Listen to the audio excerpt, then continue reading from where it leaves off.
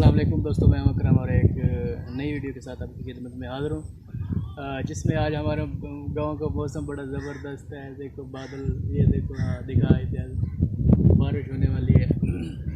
तो जब इस तरह की बारिश होती है तो हम घर में बहुत ज़बरदस्त किस्म की डिश बनाते हैं, बहुत ज़बरदस्त किस्म के खाने बनाते हैं।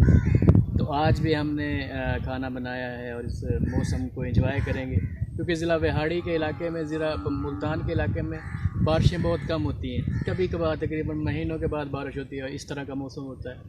तो ये भी इसी तरह, ये काफ़ी दिनों के बाद, महीनों के बाद इस तरह का मौसम आया। तो इस मौसम को हम सेलिब्रेट करते हैं, इस मौसम को हम एंजॉय करते हैं, अच्छे अच्छे खाने बनाते हैं, पकौड़े बनाते हैं, हम चिप्स बनाते हैं।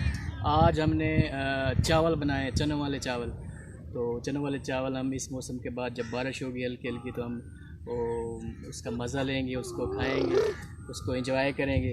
तो ये मिट्टी और कासम खड़े हैं, ये भी खाएंगे, और पूरे घर वाले, तकरीबन पूरे विलेज वाले ये चीज़ें खाते हैं, ये चीज़ें एंजॉय करते हैं। तो वीडियो को, मौसम का मज़ा लेते हैं और वीडियो को एंजॉय करते हैं।